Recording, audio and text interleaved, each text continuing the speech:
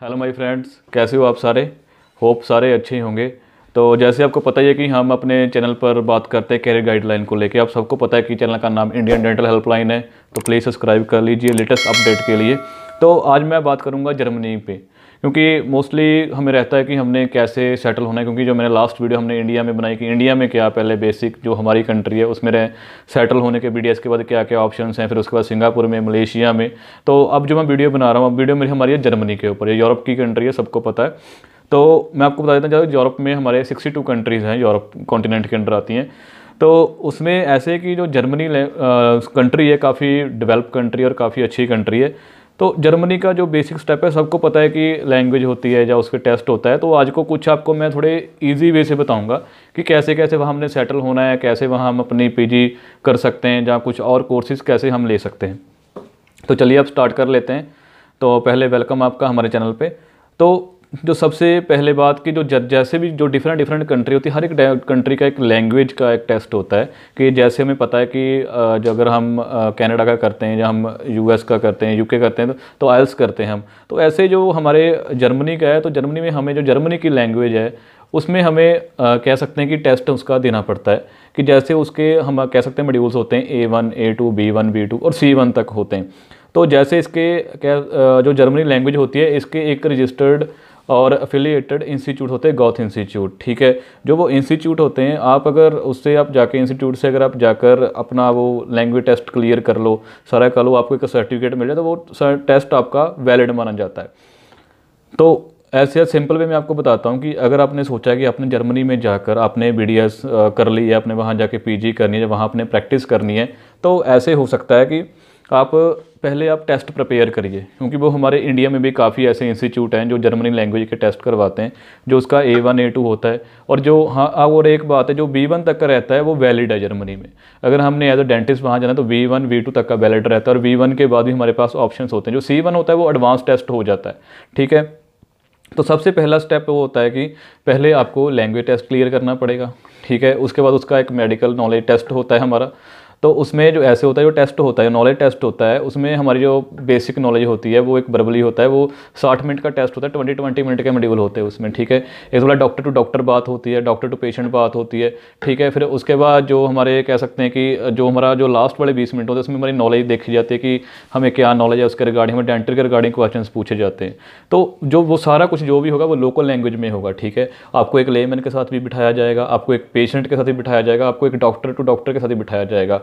उसमें देखा कि आप लैंग्वेज में कितने एक्सपर्ट हो। क्योंकि वहाँ पर मोस्टली जो जर्मनी लैंग्वेज है, वो लैंग्वेज के बेस के ऊपर ही हमें आगे कह सकते हैं कि अप्रूव करते हैं कि हमने वहाँ प्रैक्टिस करनी है, स्टडी करनी है एक नहीं, जैसे भी वो सारा कुछ उसके ऊपर ही डिपेंड होता है। तो जैसे आपको समझ आ गया होगा कि जो भी हमने स्टेप पहले स्टार्ट करना है, चाहे हमने वहाँ पर जाके स्टडी करनी है, चाहे हम वहाँ पर जाके प्रैक्टिस करनी है, वो हम स्टेप हमारा पहला है लैंग्वेज कोर्स। हमने पहले लैंग्वेज कोर्स क्लियर करना है। लैंग्वेज कोर्स के बाद ही हम जो फर्दर जो आगे हमारे स्टेप्स होंगे, चाहे वो हमने वहाँ पे एज अ जॉब होगा या एज अ स्टूडेंट होगा, वो हमें जो भी सारा होगा, पहले लैंग्वेज स्टेप हमें क्लियर करना पड़ेगा, फिर जाके आगे हमें कह सकते हैं कि जो आगे का प्रोसेस होगा लैंग्वेज के बाद होगा। क्योंकि मैंने अपनी पहली वीडियो में बताया कि आप जिस कंट्री के बाद पहले जाते हो, पहले हमें वहाँ का जो इंग्लिश प्रोफिशिएंसी टेस्ट होता है हमारा, जिसको हम IELTS बोलते हैं, वो भी उसके अंडर ही आता है।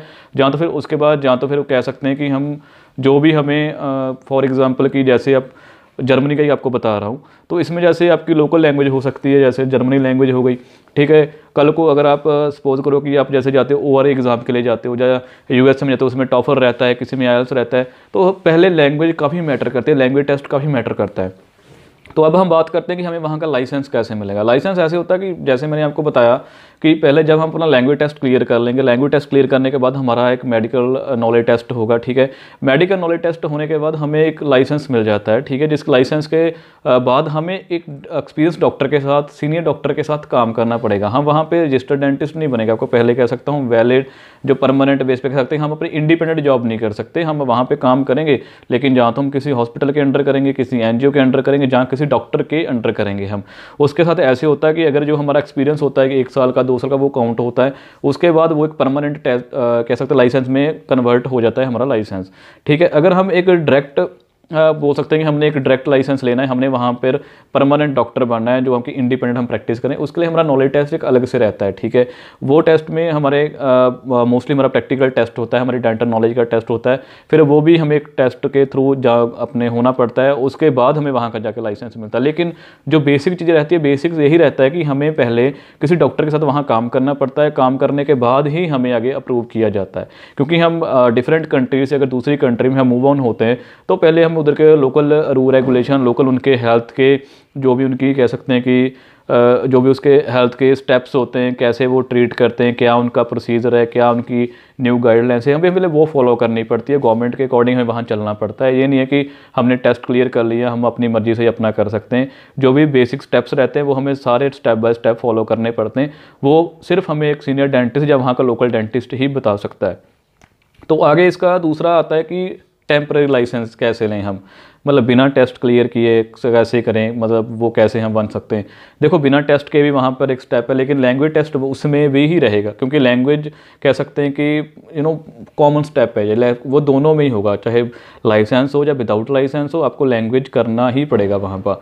तो जैसे आप B1 या B2 लैंग्वेज क्लियर कर लेते हो तो उसके बाद जो इसका बेसिक स्टेप है, मोस्टली डॉक्टर्स कोई बताते हैं कोई नहीं बताते। इसमें ऐसे होता है कि अगर आपका वहाँ कोई रिलेटिव है, आपके पास वहाँ का वर्क परमिट है, जहाँ आपके पास वहाँ का विजिटर वीज़ा भी है, तो उसमें ऐसे रहता है कि अगर आपके पास ये सब चीज़ें हैं, अगर आपके पास कोई डॉक्टर वहाँ का लिंक में है जो कि काफ़ी सीनियर डॉक्टर है, जहाँ कोई न्यू है, मतलब वहाँ का हो, मेन कहने का मतलब कि उधर का बंदा रेजिडेंस हो और वो आपके टच में, अगर वो आपको जॉब ऑफर लेटर कह सकते हैं कि ऑफ़र कर दे, अगर आपको जॉब ऑफ़र लेटर वो दे दे कि ये लो आप जॉब ऑफ़र लेटर और मेरे साथ आप आके काम करो, तो आपको वहाँ का जॉब ऑफ़र लेटर के ऊपर आपको वहाँ का टेम्परेरी लाइसेंस इशू हो जाता है, जो कि मिनिमम 6 मंथ के लिए वैलिड होता है, ठीक है। 6 मंथ के बाद वो उसके बाद उसकी जो वैलिडिटी है बढ़ती रहती है, जैसे 1 ईयर हो गया, 2 ईयर, 3 ईयर्स, तो स्लोली जैसे हमने पहले भी बाकी चीज़ों में आपको बताया कि वो धीरे धीरे बन जाता है, परमानेंट लाइसेंस के अंडर आ जाता है। क्योंकि स्टेप बाय स्टेप अगर हम उसको फॉलो करते हैं तो स्टेप बाय स्टेप ही हमें पता चलता रहता है कौन सा टेस्ट हमने देना है, कौन सा टेस्ट नहीं देना, वो सारा क्लियर हो जाता है।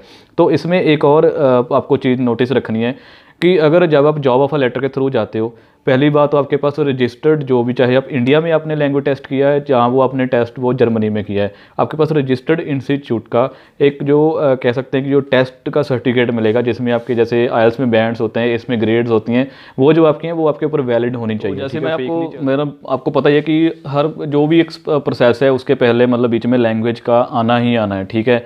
चाहे वो एडमिशन का हो, चाहे वो जॉब का हो, तो लैंग्वेज तो मैंडेटरी है, ठीक है, वो तो आपको करना ही करना पड़ेगा, ठीक है। और उसके बाद जो अभी नेक्स्ट आता है कि अगर आपने वहाँ पे एडमिशन लेना है, अपने कैसे करना है, तो उसमें फिर से लैंग्वेज टेस्ट मस्ट है, ठीक है। लैंग्वेज टेस्ट क्लियर करने के बाद वहाँ पे काफ़ी कॉलेजेस हैं, काफ़ी लिस्ट है, मैं आपको डिस्क्रिप्शन में उसकी डिटेल भेज दूँगा, ठीक है। जितने कॉलेजेस हैं आप उसमें डायरेक्ट लैंग्वेज टेस्ट क्लियर करने के बाद आप उसमें डायरेक्ट अप्लाई कर सकते हो, ठीक है। अगर आपने इंडिया में पहले BDS कर रखी है, आपके पास MDS भी है और आपके पास एक्सपीरियंस भी है कुछ सालों का, तो उसमें जो कुछ ईयर्स होते हैं वो उसमें से डिडक्ट हो जाते हैं। और अगर आपकी वहाँ पर अगर 4 साल का PG कोर्स है तो वो 3 का रह जाता है, अगर 3 का तो 2 का रह जाता है। लेकिन डिपेंड करता है एक्सपीरियंस के ऊपर, आपकी नॉलेज के ऊपर और आपके पास कौन सी डिग्री है, आपका UG हो या PG हो, उसके ऊपर मैटर करता है। अगर आपने वहाँ पे जाके MPH करनी है, जहाँ आपने कोई और हेल्थ के रिगार्डिंग कोर्सेस लेने, तो फिर वही बात कि लैंग्वेज टेस्ट फर्स्ट है, ठीक है। लैंग्वेज टेस्ट अगर आपके पास है तो ऑटोमेटिकली काफ़ी ऑप्शंस आपके लिए वहाँ पे ओपन हो जाते हैं, ठीक है। जैसे आपको मैंने बताया कि जो C1 जो कैटेगरी रहती है, C1 का रहता है। C1 एक हायर लेवल का टेस्ट होता है, जो B1 B2 तक वहाँ पे आप अप्रूव हो सकते हो, ठीक है। और जो B1 का होता है, B1 की क्लासेस इंडिया में भी चलती हैं। मैं आने वाले टाइम में आपको इंस्टीट्यूट बताऊँगा, क्योंकि मैं ऐसे आपको कोई इंस्टीट्यूट नहीं बताना चाहता, क्योंकि मुझे नहीं पता कौन सा इंस्टीट्यूट आपको सही गाइड करे, कौन सा आपको फेक गाइड करे, ठीक है। क्योंकि जो भी जो गाइडलाइंस होती है ना, जो भी कंट्रीज़ होती हैं, उसकी जो इमिग्रेशन की साइट होती है उस पर सब कुछ अवेलेबल रहता है। अगर हम डायरेक्ट ऐसे फॉलोअप करेंगे जो बंदा, क्योंकि आपको पता है कि आजकल काफ़ी ऐसे लोग हैं कि जो हमें आपको झूठे आपको तसल्ली देंगे, जी हम करवा देंगे, नहीं करवाएंगे, लेकिन वो पैसे ख़राब करने वाली बात है। तो सिंपल थिंग यही है कि आपको अगर नहीं कुछ समझ आता, कुछ नहीं पता लगता, तो आप मुझसे डायरेक्ट पूछ सकते हो। क्योंकि मोस्टली लोग ये सोचेंगे कि आपको कैसे पता, आप क्या नहीं, आप गए हो या नहीं। देखो सिंपल रहता है कि अगर मैंने चूज़ किया ना कैरियर गाइडलाइन आपको देनी है, तो इसका मतलब ये है कि मैं इसके ऊपर डेली रिसर्च करता हूँ, उधर के डॉक्टर से बात करनी, जो लोग इसके थ्रू से निकल चुके हैं। मैंने भी ये चीज़ों में बहुत कह सकते हैं काम टाइम बर्बाद किया है, काफ़ी स्ट्रगल किया है। ठीक है, अगर आपको लगे कि कोई घर आके आपको बोले कि नहीं चल भाई तो जर्मनी लेके चल जाओ, कि ऐसा कोई नहीं होगा। कोई आपका जितना मर्जी क्लोज हो, आपको कोई कुछ नहीं करेगा।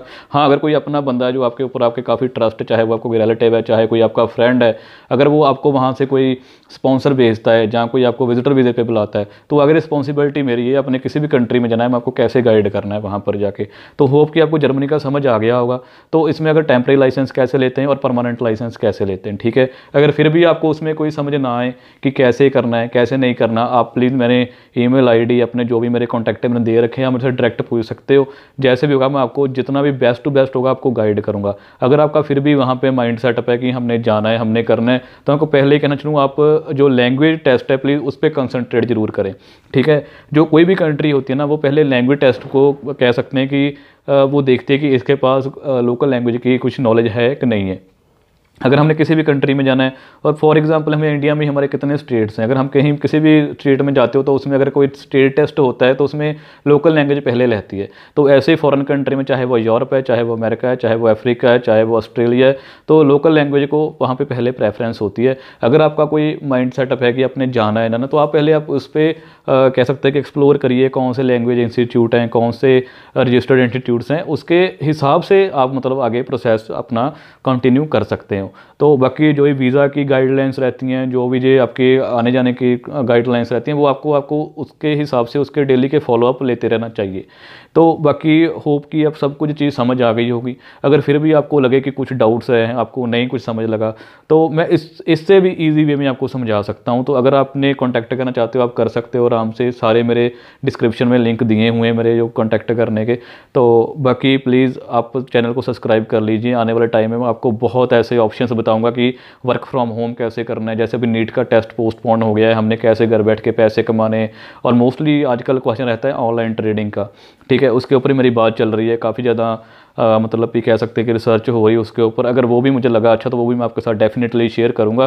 तो मतलब कि मेरा आपसे ये प्रॉमिस है कि जो बेस्ट टू बेस्ट नॉलेज होगी ना, मैं आपको वो दूंगा। मेरा को मतलब नहीं है मैं आपको फालतू में ऐसे बोलूँ कि मेरी ये वीडियो देखो वो देखो। इतना है कि अगर आपका इंटरेस्ट है किसी ना किसी कंट्री में, या किसी ना किसी, जरूरी नहीं अपने कंट्री में जाना है, जहाँ इसके अलावा भी आप कोई काम करना चाहते हो, तो मैं आपके पास बैठा हूँ। जहाँ से मर्जी ढूंढ के मैं लिंक लेके आऊँ, आपका काम जरूर करवाऊँगा। ठीक है, तो लास्ट में मैं आपको यही कहना चाहता हूँ कि थैंक यू अपना टाइम देने के लिए।